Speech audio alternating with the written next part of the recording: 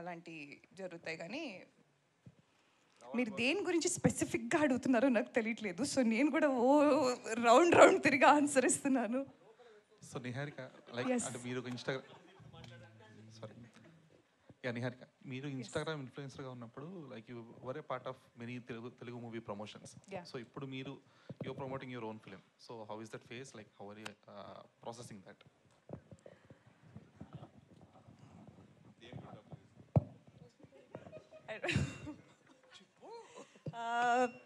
Very full circle moment అండి. చిన్నప్పటి నుంచి సినిమాలు చూసినప్పుడు, ఒక థియేటర్లో కూర్చొని చూసినప్పుడు ఐ ఫీల్ లైక్ నేను చూసిన heroines are the lead actresses never look like మీ.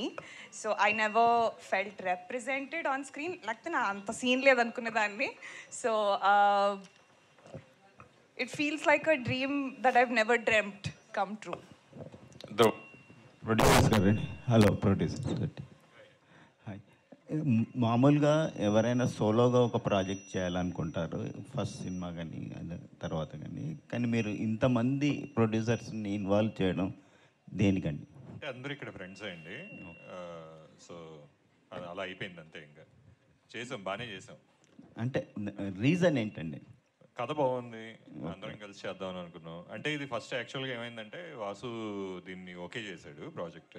ఆ తర్వాత మేము కలిసి చేద్దాము, ఫ్యూచర్లో కొన్ని ప్రాజెక్టులు కలిసి చేద్దామని మేము డిస్కస్ చేద్దాం. ఈ ఒక్క ప్రాజెక్టే కాదు, నేను వాసు కళ్యాణ్ మేమందరం కలిసి మల్టిపుల్ ప్రాజెక్ట్స్ చేస్తున్నాం. అందులో one of the first project. Okay. అంటే సాధారణంగా బిగ్ బడ్జెట్లో ఇట్లాంటి షేరింగ్ చాలా మంది కలిసి ఇది బిగ్ బడ్జెట్, చాలా పెద్ద బడ్జెట్ ఖర్చు పెట్టించాడు బాగా. 120 కోట్లు బడ్జెట్ అండి, ఎంతమంది స్టార్స్ పెట్టుకుని. ఓకే.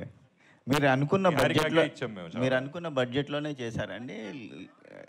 మీరు అనుకున్న బడ్జెట్లోనే ఫినిష్ అయ్యేదా ఏంటండి? లేదు, డబల్ అయిందండి.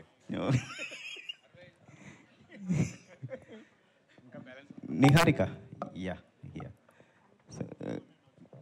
టామ్ క్రూయిస్తో మీరు షేర్ చేసుకున్న మూమెంట్స్ ఏంటి? తను ఏం షేర్ చేసుకున్నారు మీతో?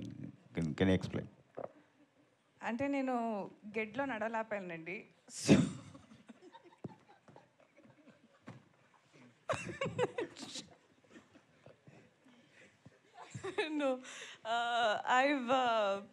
నేను ఆయన టాప్ గన్లో ఇన్ మార్కెటింగ్ అండ్ ఇంటర్ కెపాసిటీలో నేను వర్క్ చేశాను actually, because when I went to film school.